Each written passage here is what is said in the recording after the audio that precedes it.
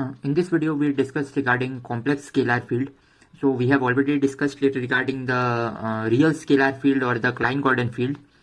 So for the complex scalar field, if phi is a complex scalar field, we see that the Lagrangian of phi is written in this form. So you see, if phi equal to phi star, or that means that the phi is real. For now, let's think of phi and phi star as functions. So phi star is the complex conjugation, and if they are equal, we can see that up to a factor of half, this is same as the Klein-Gordon Lagrangian. So, but this is the Lagrangian for phi, and with this Lagrangian we can define the conjugate momentas. So there are actually two fields in some sense, we will see, because this Lagrangian has 2 degrees of freedom. So there is actually two fields, one is phi and one other is phi star. So this pi is that of phi. This is the conjugate momentum that is conjugate to field phi, and this is defined in this way, and this is the value. And similarly, this is the conjugate to field phi star, and this is the value. So one can think that pi phi star is the complex conjugation of this particular momentum. So this is the definition, this is the thing that we say, that this is the complex conjugation. So now one thing that is important is that if phi is a complex field, similar to the fact that we can write a complex number as a plus iota b in terms of real parameters, 2 real parameters, we can write this complex field phi in terms of 2 real fields.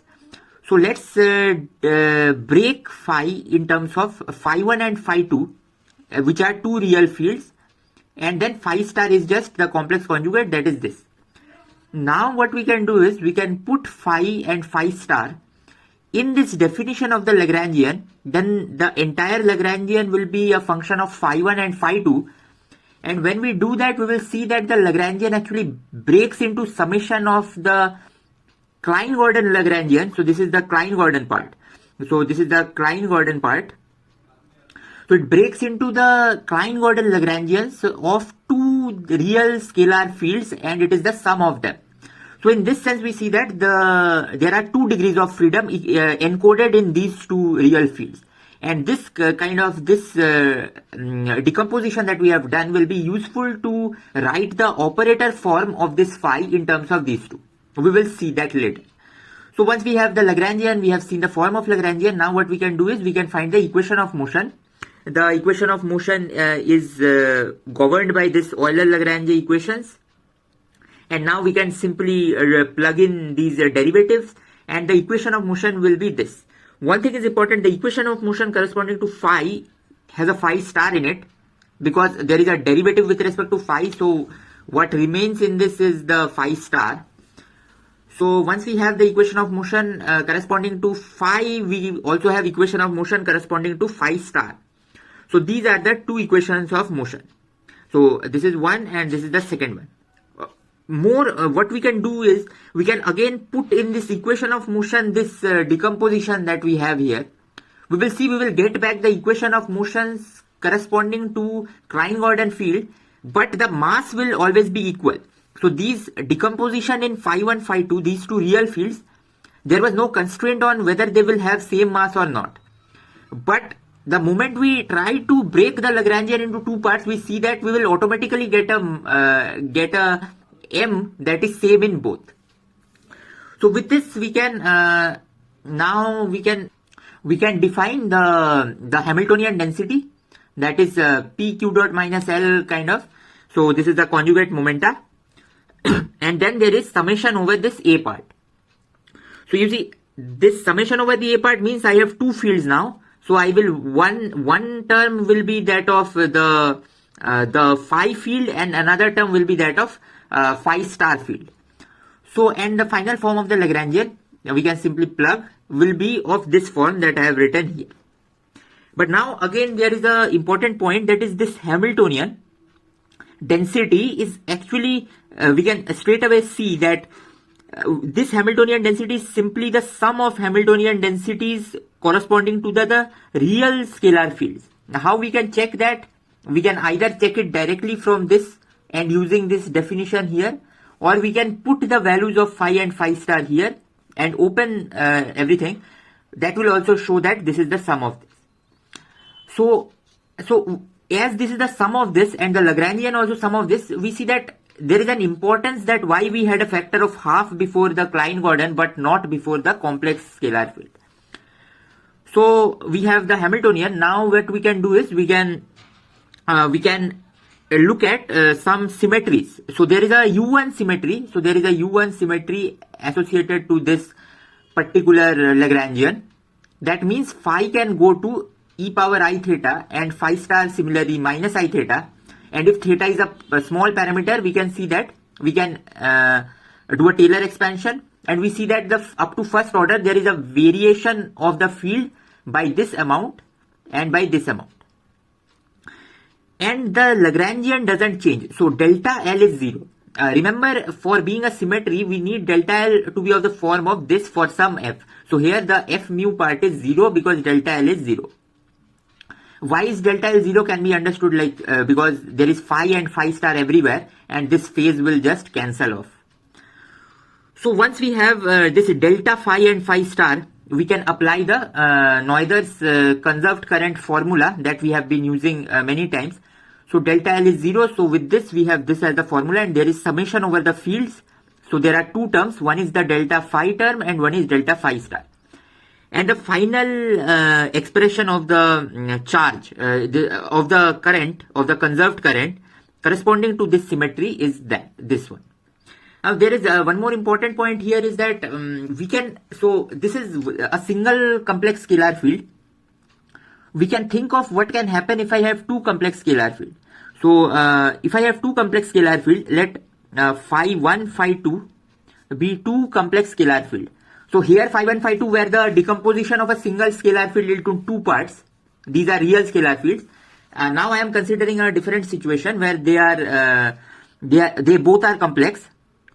So the Lagrangian of two complex scalar field, we can say that it is sum of the Lagrangian of the complex scalar field phi 1 and phi 2.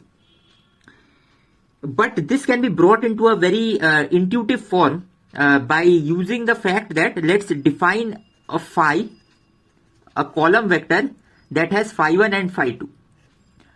So this phi is a placeholder for two complex scalar fields. And what is the Lagrangian of phi?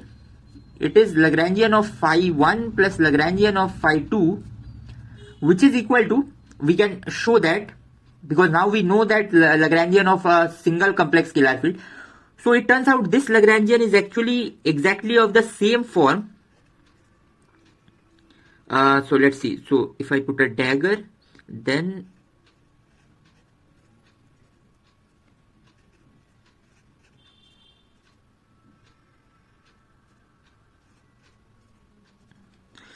so that this Lagrangian that is the sum is of the same form as once let's check. So if you have a yes, so when these both terms will multiply, they will give a 1 cross 1, means they will give a complex number.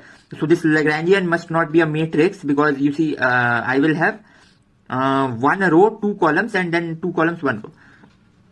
So this is the Lagrangian. And but now you see when I have two complex scalar field, these both are complex numbers, and still we have a phase factor e power I alpha times phi 1 phi 2. This will still be a symmetry. So this is a new one symmetry that we had even in the case of our own complex scalar field. This will also be present in two complex scalar field. But now as we have a column vector, we can do something more. What we can do is we can think of this state as a state of a Hilbert space, and the intuition is that we will have operations that are of the form of if I think I alpha, so operations of the form of alpha dot sigma acting on phi 1 phi 2, where this sigma are the Pauli matrices now. So the point is that when I had one complex scalar field, I had a U1 symmetry. When I have two complex scalar field, I have a U1 symmetry and an SU2 symmetry. Similarly, when I have a n complex scalar field, I will have one U1 symmetry and there will be SUN symmetries. So this is in a sense because U1 cross SU2 is locally isomorphic to the group U2, and this is the group where this phi belongs to. So this was an aside on the fact that these conserved charges will show up in a variety of fashions, even in case of when I have multiple complex scalar fields. But now let us move to quantizing this scalar field.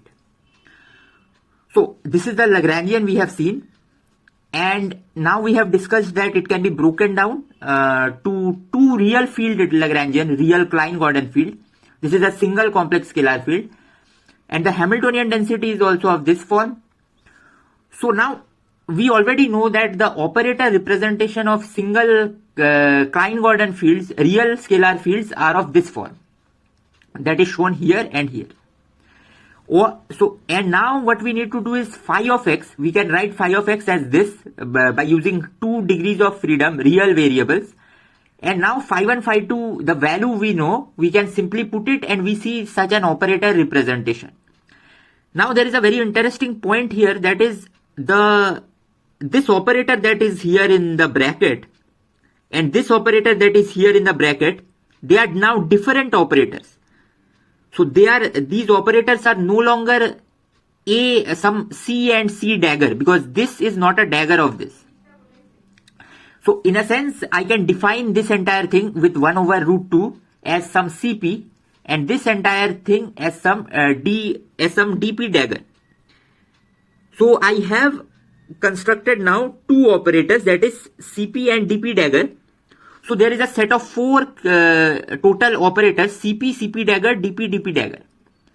And the fields are now written in terms of these operators in this fashion that I have shown. So this is phi of x, it is CP and DP dagger, because we saw that this is CP and this part is DP dagger.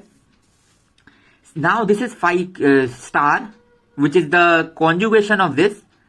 Or we can say this is phi dagger now, because I have now operators here. So the dagger of this thing is this part and dagger of this part is this. And now we can have the conjugate momentas that are just time derivative of this. So these all are in the Heisenberg picture. We can bring it to Schrodinger picture by fixing our time coordinate. And but there is one more thing that we can do.